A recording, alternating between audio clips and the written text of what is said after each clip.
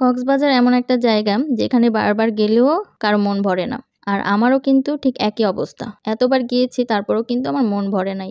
যখনই শুনি যে কক্সবাজার যাব তখনই আমার খুশিতে মনের মধ্যে এই গানটাই বাজতে থাকে। ও আমার মন বসে না শহরে, ইট পাথরের নগরে, তাই তো আইলাম সাগরে, তাই তো আইলাম সাগরে। হ্যালো গাইজ, আসসালামু আলাইকুম। Welcome back to my channel Tanjila Rannaghor and blog. So সবাই কেমন আছেন? আলহামদুলিল্লাহ আমরা বেশ ভালো আছি। তো আজকে আবারও নতুন একটি ব্লগ নিয়ে হাজির হলাম। আর কিছুদিন পর হচ্ছে আমরা কক্সবাজার যাচ্ছি। মনে পড়লেই আমার এত আনন্দ লাগে কেন জানি না। কক্সবাজার যতবারই যাই না কেন মন ভরে না। আসলে কক্সবাজার এমন একটা জায়গা যেখানে বারবার যেতে ইচ্ছে করে, বারবার যেতে ইচ্ছে করে। তো আমরা হচ্ছে কক্সবাজার যাব। তো কারা কারা যাব সেটা আপনাদেরকে পরে বলবো। আর এখন রেডি হলাম, রেডি হয়ে চলে যাচ্ছি শপিং করতে। কক্সবাজারে যাওয়ার পূর্ব প্রস্তুতি নিচ্ছি আমরা মেয়েরা মনে হয় এমনই হই। কোথাও যাওয়ার নাম নিলেই আমাদেরকে কিছু না কিছু শপিং করতেই হবে। যতটুকু কিনি কিছু একটা কিনতে হবে, নতুন জিনিস, তাই না? কি বলেন আপনারা? আমার মতো কি এমন অভ্যাস আপনাদেরও আছে? আমার তো বাবা কোনো জায়গায় যাওয়ার নাম শুনলেই আমাকে একটা হোক, দুইটা হোক, 5টা হোক, 10টা হোক, সামর্থ্য অনুযায়ী কিছু না কিছু কিনতেই হবে। তো যেহেতু কক্সবাজার যাব, আপনাদের ভাইয়াকে নিয়ে বের হয়ে গেলাম শপিং করতে। আজকে হচ্ছে ফ্রাইডে।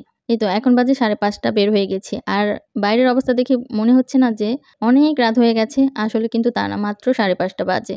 আর আজকে যেহেতু বৃষ্টির দিন ছিল তাই কিন্তু এরকম অন্ধকার অন্ধকার হয়ে আছে। আকাশে মেঘ জমে আছে, তো তাই। ও আমার মন বসে না শহরে, ইট পাথরের নগরে, তাই তো আইলাম সাগরে, তাই তো আইলাম সাগরে।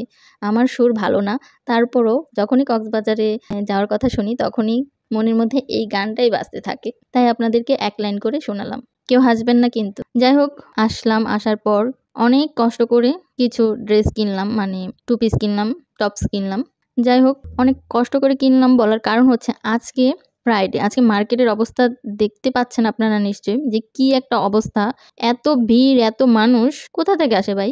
আর এরকম বৃষ্টিময় দিনে এত মানুষ মার্কেটে হবে সেটা আমি না আসলে বুঝতেই পারতাম না। আমি ভাবছিলাম যে আমি কি একমাত্র পাগল যে এই বৃষ্টির মধ্যে বের হয়েছি? যখন মার্কেটে আসলাম দেখতে পেলাম যে আমার থেকেও আরো অনেক পাগল আছে। যাই হোক, আমার তো অন্যদিন সময় হয় না, কারণ একা তো আর মার্কেটে আসা যাবে না। আপনাদের ভাইয়ার তো ফ্রাইডে ছাড়া সময় হয় না, ছুটি একটা দিন, সেই একটা দিনই আমাকে নিয়ে একটু বের হয়। আর আমরা যখন এসেছিলাম তখন কিন্তু বৃষ্টি ছিল না। যাই হোক, মার্কেট করলাম, অল্প কিছু মার্কেট করলাম। এত ভিড়ের মধ্যে মার্কেট করেও শান্তি নেই। যতটুকু পেরেছি কিনে নিয়ে আসলাম।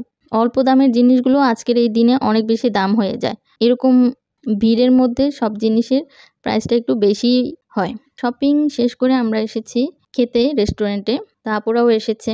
আপুরা মার্কেটে যায়নি, আপুরা এখানে সরাসরি বাসা থেকে এসেছে। তো আজকে আমাদের প্ল্যান করাই ছিল আমরা বাইরে সবাই একসাথে খাওয়া দাওয়া করব, রাতের ডিনার করব।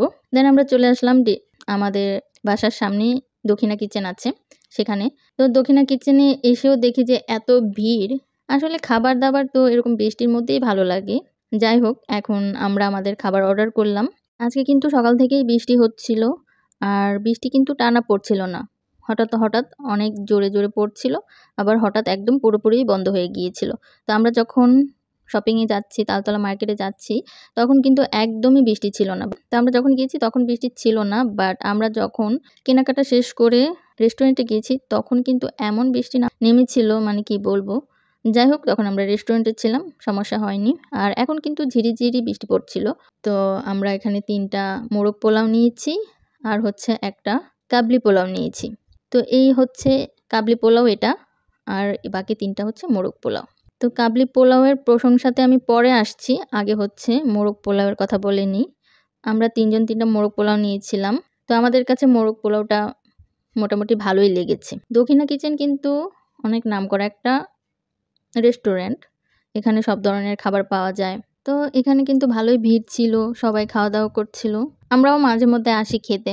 আজকেও আসলাম, যেহেতু আমাদের বাসার কাছে এটাতে আসতে আমাদের সুবিধা, তাই প্রায়ই আসি। খাবার ভালো হোক আর না হোক আসি, কারণ যেহেতু কাছে আছে হুট করেই চলে আসা যায়। তো খাবার যে খারাপ সেটা বলবো না, বাট খাবার ভালোই ছিল। বাট কাবলি পোলাওর অবস্থাটা দেখেন আপনারা, এইটা হচ্ছে কাবলি পোলাও। আর এই যে এখানে ছবি দিয়ে রেখেছে এটাও হচ্ছে কাবলি পোলাও। বলেন তো ভাই, এরকম ছবি দিয়ে রাখলে কি কেউ অর্ডার না করে পারবে? এরকম লোভনীয় ভাবে যদি ছবি দিয়ে রাখে। এরকম লোভনীয়ভাবে ওরা ছবি দিয়ে রেখেছে। সেই দেখে আপনাদের ভাইয়া তাড়াতাড়ি করে অর্ডার করল। দেন যখন আমাদের সামনে আসলো আমরা দেখেই তো মানে কি বলবো অবাক। এখানে তো কোনো রকমের মাংসই ছিল না। মাত্র ২ পিস ছোট বিফ তেহারিতে যে সাইজের দেয় সেই সাইজের ২ টো মাংস দেওয়া ছিল। আর হচ্ছে কিছু কাবলি বুট দেওয়া ছিল। এটার নামই হয়ে গেছে কাবলি পোলাও।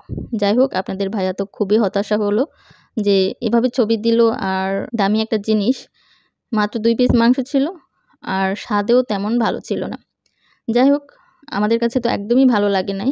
এত দাম দিয়ে খেলাম, একদমই মজা লাগেনি। দেন আমরা খাওয়া-দাওয়া শেষ করে বাসায় চলে আসলাম। আর আসার পর এই যে আপনাদের ভাইয়া হচ্ছে ফুল সেটআপ করছে। এই ফুলটাও কিনে নিয়ে এসেছিলাম মার্কেট থেকে। আর আমরা আসতে, আসতে ১০টা বেজে গেছে বাসায়। আসার পর আপনাদের ভাইয়া এসে এই ফুলটা সেটআপ করছিল। এই যে এখানে লাগাবো বলেই আমি এই ফুলটা কিনে নিয়ে এসেছি। এটা হচ্ছে ঝুলন্ত ফুল, এরকম ঝুলে থাকবে দেয়ালে। তো আমার কাছে ভালো লেগেছে তাই আমি কিনে নিয়ে আসলাম। আর বললামই তো ভিড়ের মধ্যে কোনো কিছু কেনাকাটা করেও শান্তি নেই। মানে ঝটপট যতটুকু পেরেছি কিনে নিয়ে এসেছি।